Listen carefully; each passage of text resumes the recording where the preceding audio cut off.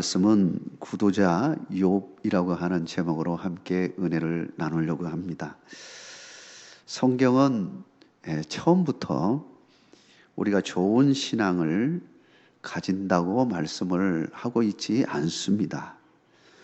구도자 얘기를 통해서 성장하고 발전한다는 사실을 성경은 우리에게 가르쳐 주고 있습니다. 우리는 진리나 종교적인 깨달음을 갖게 되는 사람을 이야기할 때 구두자, 그걸 찾아 떠나는 사람을 구두자라는 말로 표현합니다. 사실 누구든 진리를 단번에 깨달지는 못합니다.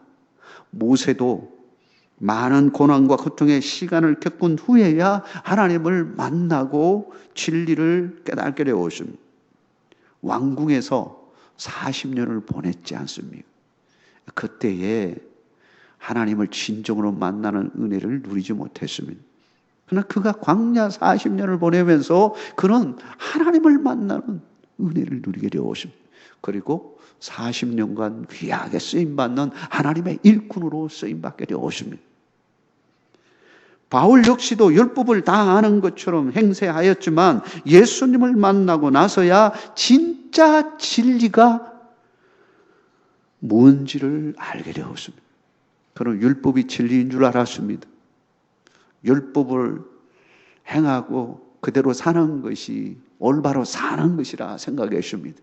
그러나 예수님을 만나보니 그렇지 않다는 것을 확실하게 아는 것입니다. 오늘 본문에 나오는 욥도 마찬가지입니다. 엄청난 위기를 당한 욥을 위로하기 위해 찾아온 친구들과의 만남은 오히려 욥에게 큰 실망을 안겨주었습니다. 그러나 욥은 마냥 실망만 할 수 없었습니다. 그는 그 과정을 통해서 구도자로서 오히려 하나님을 향하여 나아가는 귀한 은혜를 누리게 되었습니다. 과연 욥은 고난이라고 하는 이 구도자의 길에서 어떤 하나님을 찾고 만났을까요? 오늘 우리에게 주신 본문의 말씀을 통해서 두 가지 교훈을 얻고자 합니다. 첫째는 욥은 나의 중보자 되신 하나님을 찾았습니다. 나의 중보자. 욥에게는 세 친구가 있었습니다. 대만 사람 엘리바스, 수아 사람 빌닷, 그리고 나아마 사람 소발이라는 이 세 친구가 있었습니다. 이 세 친구들은 처음에는 친구 욥의 갑작스러운 불행을 슬퍼하면서 먼 길을 마다하지 않고 그를 찾아와서 밤낮 7일 동안 그와 함께 묵묵히 함께 있어줬습니다. 그것만으로도 얼마나 용기가 나고 힘이 나겠습니다. 그렇게 참 좋은 친구들이었어요. 그런데 7일이 지나자 그 후부터 이 친구들이 입이 열리기 시작했는데 이상하게도 한결같이 모두가 당신이 이렇게 고난을 받는 것은 당신 친구 네가 이렇게 고생하는 것은 뭔가 네가 잘못한 일이 있었기 때문이 아니냐 말하면서 친구를 막 몰아치기 시작한 겁니다. 한 친구가 말하고요. 또 지나고 나서 두 번째 친구가 말하고요. 또 세 번째 친구가 이렇게 말하는데 이 친구들의 말이요. 전부 다 한결같이 네가 뭘 잘못했기 때문에 이와 같은 결과가 일어나지 않았느냐라고 하면서 막 그냥 몰아세우는 겁니다. 욥은 얼마나 마음이 아팠을까요? 나는 내 평생에 그래도 나름대로 하나님 앞에서 부끄럽지 않고 최선을 다하여 살려고 했는데 이 친구들이 왜 이러나? 이 고통 앞에서 왜 이러나? 그는 너무너무 답답했습니다. 그래서 얼마 동안은 말도 안 하고 그냥 가만히 듣기만 하다가 아무런 반응도 안 하고 그냥 울기만 하죠. 눈물이 저절로 나고. 결국 그가 폭발했습니다. 그도 인간인지라 폭발한 거죠. 쌓이고 쌓인 것이요. 그대로 그냥 폭발하는데요. 적극적으로 친구들과 오랜 기간 동안 변론을 합니다. 욥기가 얼마나 긴 성경입니까? 그 안에 내용에 보면 친구들과 계속 반론하는 그런 이야기가 쭉 나옵니다. 그만큼 시간 걸려가면서 친구들과 사실은 말싸움을 하는 겁니다. 내가 뭘 잘못했느냐 하며 따지기도 합니다. 그는 친구들을 향해서 정말 한마디 합니다. 사실 이런 말을 하기가 쉽지 않지만 와랑 그냥 복박채 오르는 그 마음, 주체할 수 없는 마음 때문에 욥도 한마디 했어요. 욥기 16장 2절과 3절에 보면 이렇게 말합니다. 이런 말은 내가 많이 들었나니 너희는 다 재난을 주는 위로자들이로구나.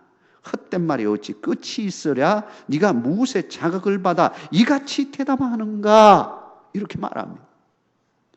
욥은 자기에게 위로한다고 하는 친구들에게 한마디 해줬는데 그 한마디가 뭐냐 하면 재난을 주는 위로자들이라 이렇게 말합니다.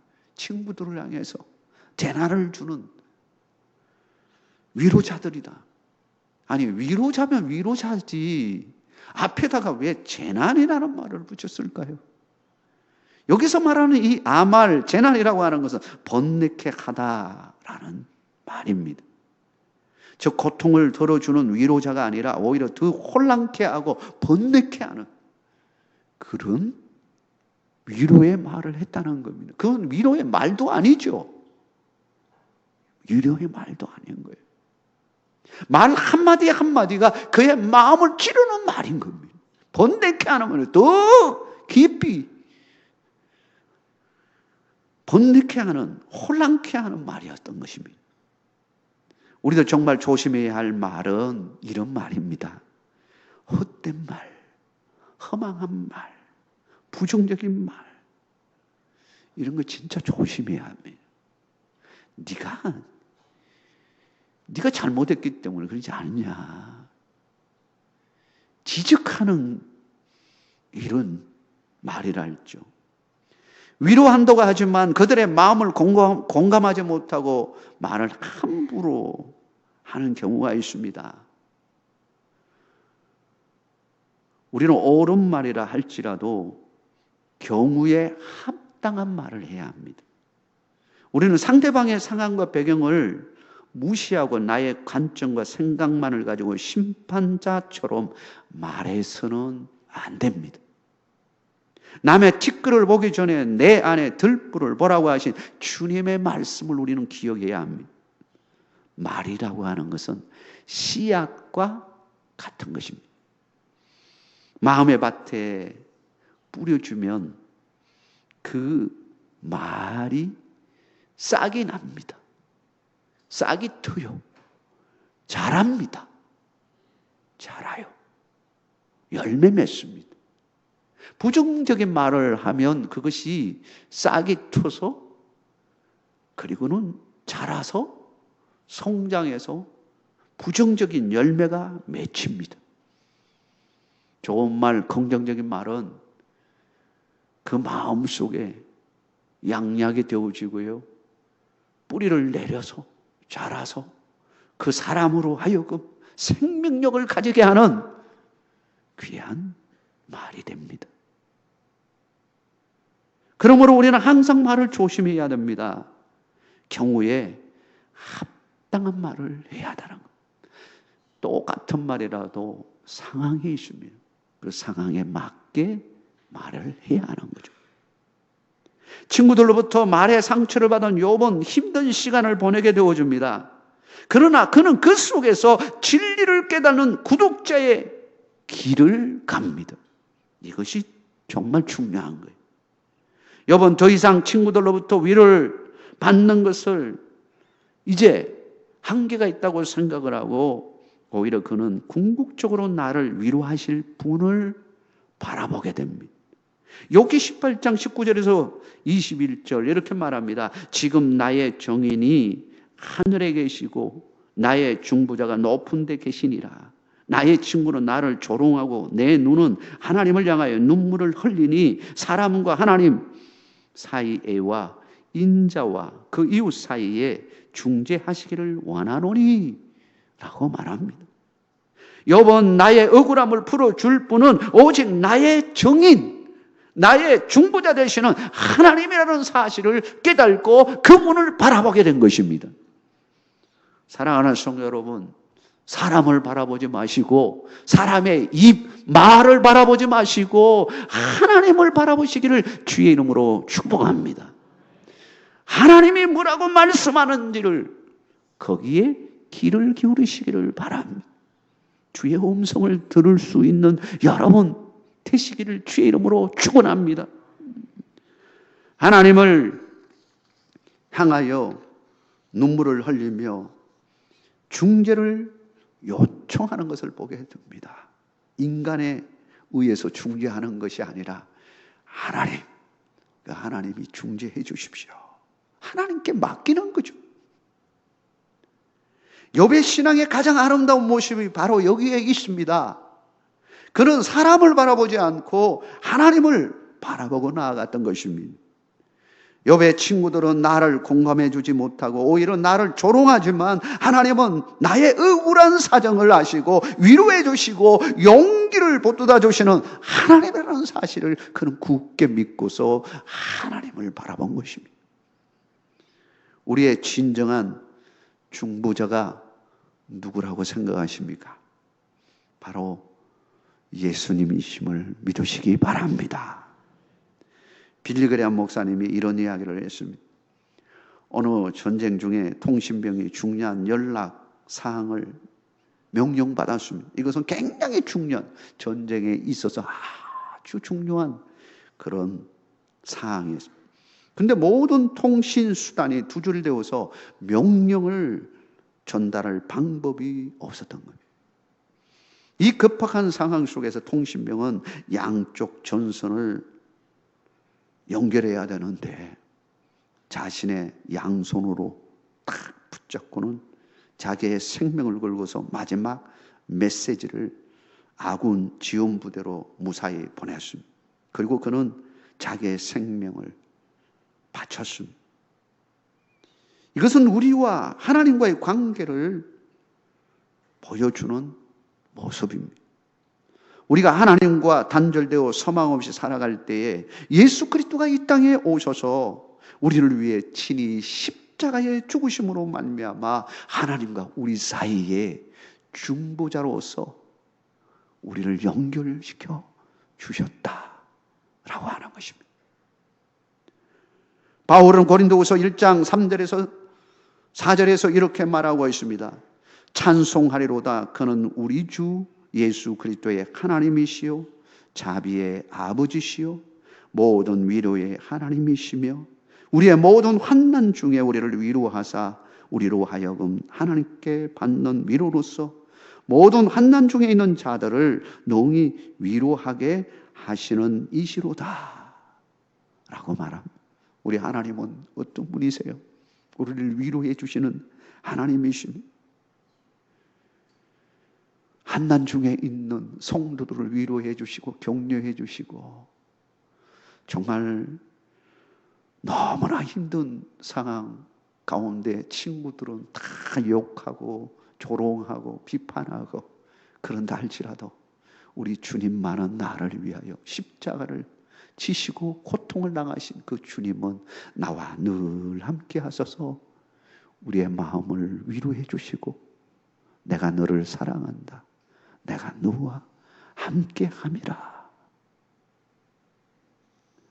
로마서 8장 26절에는 이렇게 말합니다.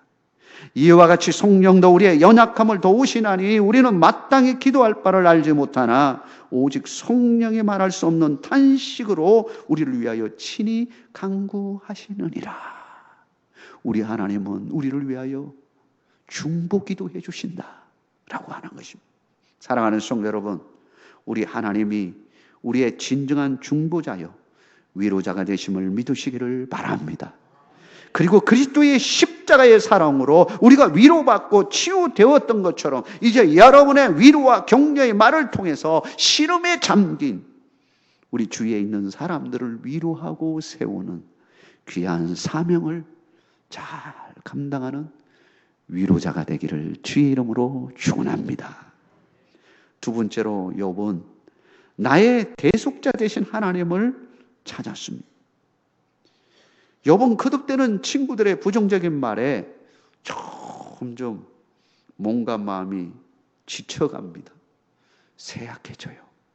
사람이 스트레스를 받으면요 점점 쇠약해져 가듯이 욥도 인간인지라 위로를 받아야 마음도 강건해지고 힘을 얻을 텐데 주위 친구들이 자꾸 막 한마디씩 하는데 그 말이 그의 마음을 찢어지게 아프게 하는 말들을 쏟아내니 그도 견디기가 힘든 거예요. 몸이 반응하는 거예요. 몸이 반응해요. 여러분 몸이 반응할 때가 있잖아요. 아무리 이겨내려고 해도 몸이 반응할 때가 있어요. 욥은 새 친구로부터 엄청난 스트레스를 받았습니다. 그래서 욥기 19장 2절 3절에 보니까 이렇게 말합니다. 너희가 내 마음을 괴롭히며 말로 나를 짓부수기를 어느 때까지 하겠느냐. 너희가 10번이나 나를 학대하고도 부끄러워하니 하는구나. 짓부수기를 한다. 그냥 깨부시는 거죠. 깨부셔요. 우리의 마음을 그냥 이 욥의 마음을 깨부시는 것처럼 막 짓누르는 것처럼 얼마나 힘들었겠어요. 욥기 19장 10절에는 사면으로 나를 헐으시니 나는 죽었구나. 내 희망을 나무 뽑듯 뽑으시고. 이야, 얼마나 힘들었으면 이렇게 고백했을까요? 사면으로 나를 헌다. 한 군데도 온전치 않은 거예요. 여기가 뚫리고 저기가 뚫리고 앞도 뚫리고 뒤에도 뚫리고 다 뚫려가지고요. 휘몰아치는데 너무 힘든 거죠. 마치 희망이라는 나무가 뽑혀치는 것처럼 그에게 조금이라도 남아있는 그것까지 뽑힐 정도로 그렇게 힘든 시간을 보낸 겁니다. 아마 여러분 가운데서도 그럴지 모르겠습니다. 우리가 신앙의 길을 가는 데 있어서요, 별 일들이 다 일어나죠. 정말 망하게 되었다. 이제 나는 다 끝났다. 이런 마음이 생길 그런 상황을 맞이할 때도 있는 겁니다. 도저히 앞이 보이지 않을 때가 있습니다. 모든 것이 다 막혀 있다고 생각할 때가 있습니다. 아니, 모든 것이 다 무너졌다고 생각할 때가 있습니다. 19절에는 나의 가까운 친구들이 나를 미워하며 내가 사랑하는 사람들이 돌이켜 나의 원수가 되었구나. 내가 가장 아끼는 친구가 나를 미워하는 겁니다. 여러분, 친구로부터 그런 말 듣는 것만큼 마음에 아픈 거 없잖아요. 친구는 무슨 이야기를 해도 다 받아들은 친구인데요. 이제는 원수가 돼가지고요. 한마디 한마디가 가시처럼 화살처럼 내 심령에 박히니 얼마나 힘들었겠습니까? 이 정도 되니까요. 이제는 혼자라는 생각을 하게 됩니다. 근데 혼자가 될 때 그때 빛이 보이기 시작합니다. 우리가 혼자가 될 때가 있어요. 저도 목회를 하다 보면 어느 날 혼자이구나 이때를 생각할 때가 있어요. 여러분의 삶에도 아마 그런 때가 있을 겁니다. 가까운 사람들 친구라고 생각했는데 그렇지도 않고 혼자이구나. 근데 그때 이 혼자일 때가 진짜 중요한 거예요. 왜 그럴까요? 하나님을 찾을 때였어요. 욥의 위대함은 여기에 있는 거예요. 이때 포기하지 아니하고요. 누구를 보았냐? 하나님을 바라보. 어떤 하나님을 보았을까요? 나의 대속자를 바라보. 나의 마음을 위로할 정도가 아니라 실제적으로 내 아픔과 고통을 들어주고 이 모든 것을 해결해 주실 하나님을 바라본 것. 내가 아무리 문제를 해결하려고 발부동을 쳤는데 되지 않는 겁니다. 위로받는 것도 한두 번이지. 이런 문제들을 해결할 수 있고 뛰어넘을 수 있는 뭔가가 있어야 되는데 발부동을 치고 이렇게도 해보고 저렇게도 해보고 다 해봤는데 다 막혀버리고 다 그냥 무너져버리고. 그런데 욥은 신앙에 있었던 거예요. 믿음이 있었던 거예요. 그때 하나님을 바라, 나의 하나님, 나의 대속자요. 사랑하는 성도 여러분, 여러분에게 소망은 바로 우리 하나님이 여러분의 대속자임을 믿는 것임을 믿으시기 바랍니다. 대속자라는 거 하는 이 말은요, 무르다, 친척이 되다, 기업을 물을 자, 그런 뜻입니다. 이는 율법에 보면 경제적으로 어려워서 가족이나 자신의 토지를 남에게 매매했을 경우에 그 값을 지불하고 되찾아주는 가까운 친족을 이야기할 때 이 고헬이라는 말을 씁니다. 그러니까 고헬, 바로 물을 자는 굉장히 중요한 거예요. 내가 도저히 내 힘으로는 갚을 수 없는데 그걸 누가 갚아주냐 하면 내 가족 가운데, 내 친족 가운데 사람이 대신 갚아주는. 그러니 얼마나 고마운 사람이에요. 저기 욥이 말하는 나의 대속자는 우리의 억울함을 대신 갚아주시는 하나님을 말하는 것입니다. 욥은 힘겨운 고난의 여정 속에서 나의 대속자 되시는 하나님을 바라보고 만난 것입니다. 우리도 구속자의 그 은혜를 누려야 합니다. 우리를 구원하시고 대속하시고 우리를 인도하시는, 우리가 구도자의 길을 갈 때에 그런 하나님을 만나야 합니다. 하나님은 우리의 대속자로서 예수님을 이 땅에 보내주셨습니다. 그분은 우리의 중보자가 되실 뿐만 아니라 우리의 진정한 대속자가 되어주셨습니다. 할렐루야.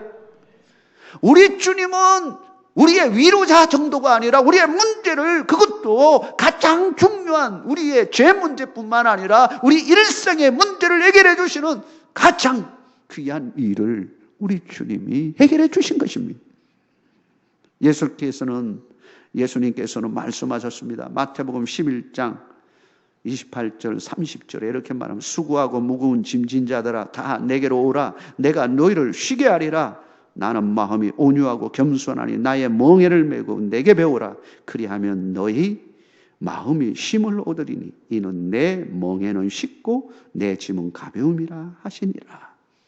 여러분, 무거운 짐을 지고 끙끙거리며 여러분, 그것도 여러분의 삶 속에 혼자라고 하는 생각 가지고 이거 해결하려고 끙끙거리면서 여러분 걸어가고 있습니까? 이제는 그렇게 하시지 마십시오. 우리 주님에게 모든 것 맡기시기를 바랍니다. 여러분 자신이 그걸 해결하려고 발부동 쳐보세요. 발부동 쳐보세요.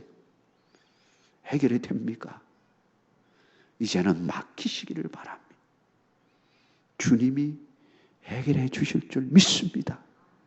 그분이 나의 대속자이세요. 이 시간 여러분의 무거운 짐을 우리의 진정한 대속주가 되시는 주님에게 맡기시고 그분이 주는 평강을 누리시는 여러분 다 되시기를 주의 이름으로 축원합니다.